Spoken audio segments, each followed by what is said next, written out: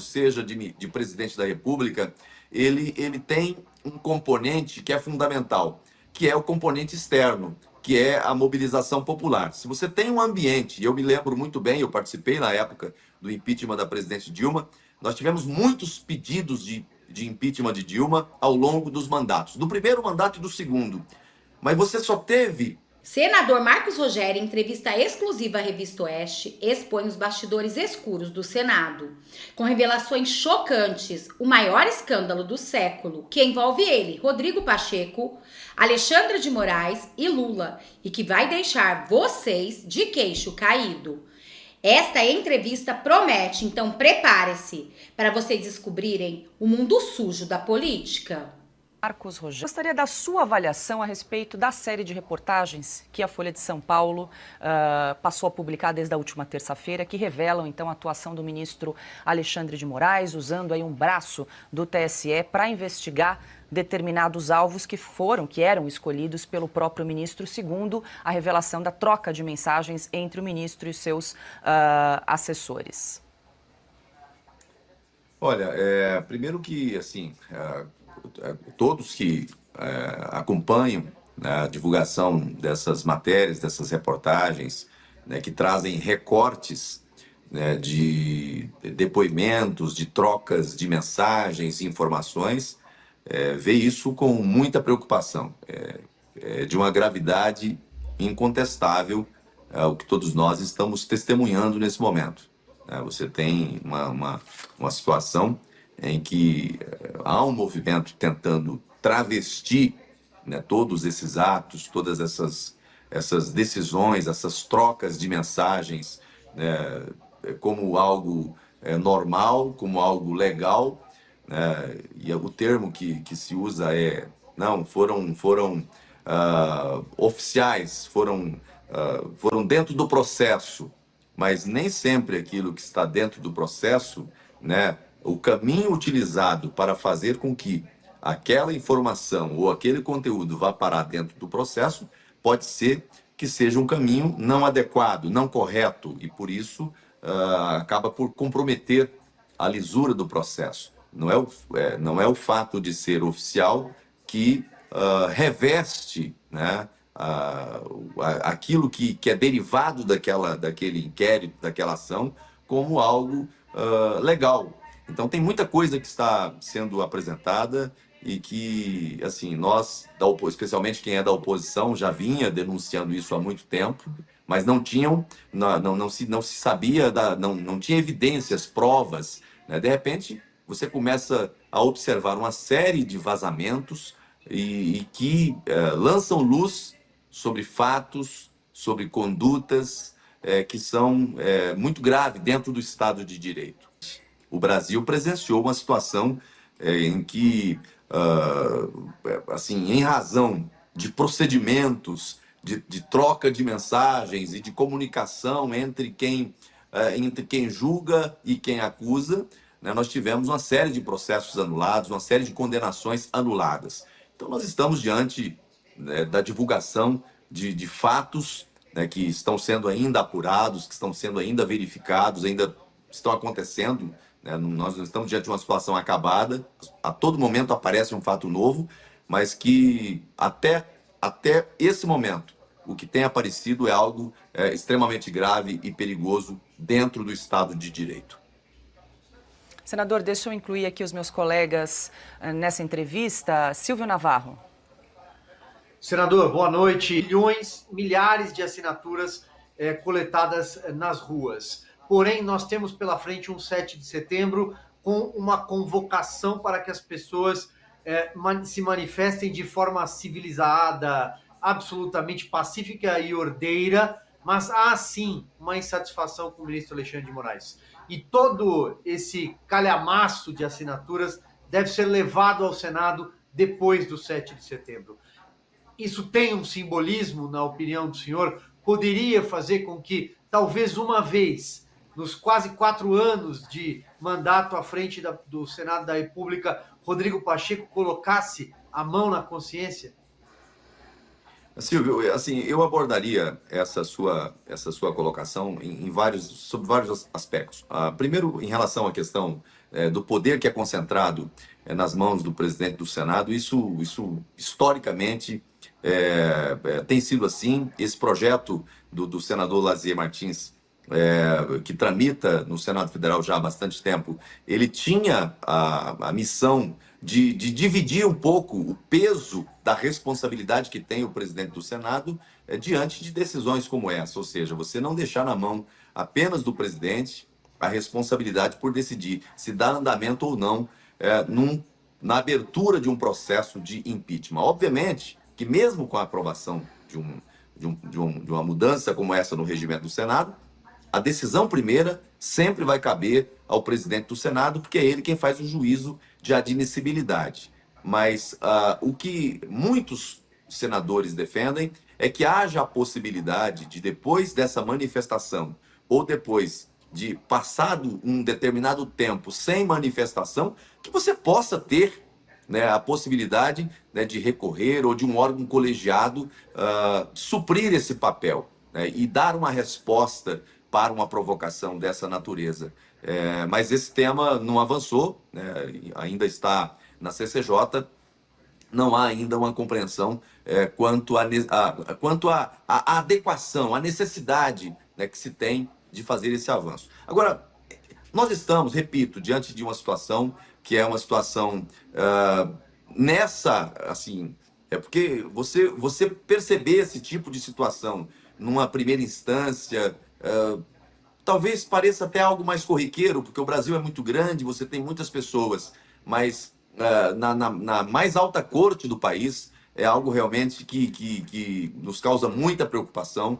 E aí é preciso ter, né, para além do que você está colocando, que é o processo de impeachment, que aí depende de um conjunto de fatores, depende do presidente do Senado, que é quem tem a decisão de startar ou não. Mas eu diria mais do que isso, né? Processo de impeachment, seja de ministro supremo, seja de presidente da República, ele tem um componente que é fundamental, que é o componente externo, que é a mobilização popular. Se você tem um ambiente, e eu me lembro muito bem, eu participei na época do impeachment da presidente Dilma, nós tivemos muitos pedidos de impeachment de Dilma ao longo dos mandatos, do primeiro mandato e do segundo. Mas você só teve a abertura, o processamento e depois o julgamento da presidente Dilma Rousseff quando nós tivemos realmente nas ruas, né, um clima, um clamor que colocou o Congresso, a Câmara dos Deputados e depois o Senado Federal diante de uma situação que era irrefutável, que era inegável, ou seja, havia apelo popular. Hoje o que eu vejo é uma reprovação, mesmo por parte daqueles que sempre defenderam o sistema, que sempre defenderam o establishment e que são de campo político diverso do meu, mas que nesse momento, diante das evidências, dos fatos, você começa a observar uma mudança de comportamento. Você começa a observar pessoas que têm uma coerência. Ele pensa diferente, nós pensamos diferente, e aí eu estou falando de direita e esquerda, pensamos diferente, mas quando se trata do campo do direito, porque hoje isso pode estar acontecendo e atingindo um espectro político, mas o precedente está gerado. Amanhã nada impede que isso se repita e outro espectro político seja alvo, seja vítima dessa situação.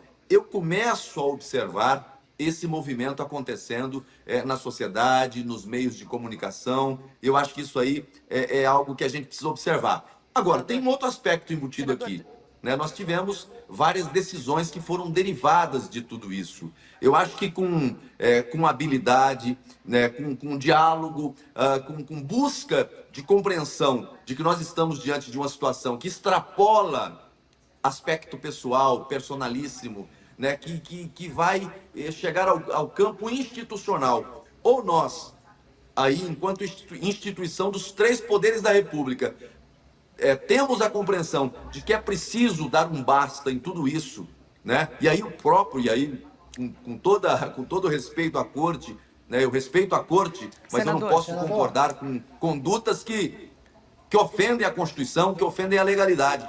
É preciso que haja contenção. É preciso que haja, e aí não é por parte de um, é por parte da instituição. A corte precisa ter a compreensão de que isso foi longe demais e que isso está violando o Estado de Direito. Mas Senador, as instituições precisam deixa estar eu funcionando rodar bem aqui com para fazer as perguntas. Senador. Augusto. Senador, eu concordo. Pois não. Boa noite, é um prazer Boa noite, Augusto. voltar a conversar com o senhor. Eu concordo com a essência do que o senhor disse, que o povo tem de mostrar claramente o que deseja, setembro, né? Mais uma vez. O que eu acho que muitos senadores não percebem, não é o caso do senhor, não percebem até que ponto já vai o grau de indignação que há por todo o país. Eu pergunto, o senhor acha que os senadores que ainda toleram tudo o que faz o presidente do Senado ou ministros do Supremo, sabendo que só o Senado pode resolver isso, eles têm consciência de que a chance de eles se reelegerem, os que continuam, repito, agindo com leniência em relação ao presidente do Senado e ao ministro Alexandre de Moraes, eles têm consciência de que cada vez é menor a chance de reeleição deles na próxima a campanha para o Congresso 2026? Augusto, assim, essa sua análise é uma análise, ela é fruto de uma reflexão que eu tenho observado cada vez mais nos corredores do Senado, né? Nas conversas que se tem internamente. Vez ou outra você pega alguém ali, né, abordando isso, e uma preocupação, porque, na verdade, você tinha uma situação antes, e me permita fazer isso aqui, porque é um recorte, e ele divide dois tempos.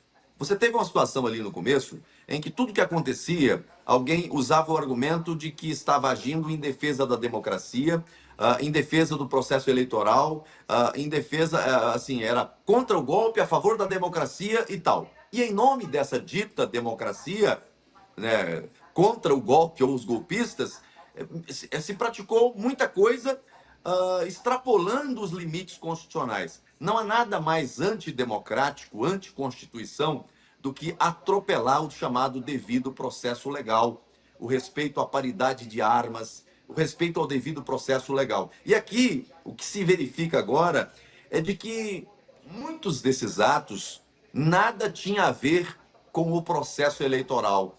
E aí, argumentos que foram usados até agora há pouco para justificar excepcionalidades que não deveriam existir, porque o devido processo legal não comporta isso, né? Excepcionalidades que tinham como pano de fundo o argumento de que, olha, isso aqui foi necessário para poder interromper ou impedir um mal maior. Nesse momento, começa a ser desnudado, porque você verifica pelos fatos e pelas evidências que começam a aparecer que existiram situações que não tinham nada a ver com o processo eleitoral. E aí, internamente, aí respondendo objetivamente a sua pergunta, internamente, a gente começa a observar, né, movimentos de muitos que compraram essa ideia de que, não, olha, foi necessário, né, em defesa da democracia, agora começam a observar que, olha, mas nem tudo tinha a ver com democracia, nem tudo tinha a ver com aquilo que se chamava de defesa de um processo eleitoral justo. E começam a fazer essa conexão, obviamente, com o processo eleitoral. É impossível desconectar o que vai acontecer daqui para frente, e eu acho que vai ter um divisor de águas aqui temporal, que são as eleições municipais. Eu acho que após as eleições municipais, né, a contagem regressiva começa para a eleição seguinte, e obviamente que tem muita gente, tem muitos colegas, né, que nesse momento estão levando em consideração, sim, esse ambiente. Mas, repito, aquilo que se utilizou como argumento de fundo para justificar determinadas medidas que, para mim, são ilegais, e aquilo que é ilegal não pode ter amparo, especialmente numa corte, na mais alta corte do país, mas esse argumento, ele me parece não ter sustentação nesse momento, porque muitos atos foram praticados diante de situação que não tinha nada a ver com o processo eleitoral. Aliás, até opinião política acabou sendo motivo de recomendação, de pedidos para bloqueio de redes, de censura. E aí, gente, me conta aqui, o que vocês acharam dessas declarações fortíssimas dele, Marcos Rogério, aonde? Nessa entrevista exclusiva e ao mesmo tempo esclarecedora da Revista Oeste, ele trouxe toda a verdade do mundo obscuro. Tudo que está acontecendo no Senado, que a gente não sabia, mas aqui ficou às claras. E este empenho dele, Rodrigo Pacheco, para não pautar esse impeachment. O povo vai às ruas e a pressão. Será que vai conseguir com que Rodrigo Pacheco venha trazer realmente esse pedido de impeachment? Me conta aqui que eu quero saber sua opinião.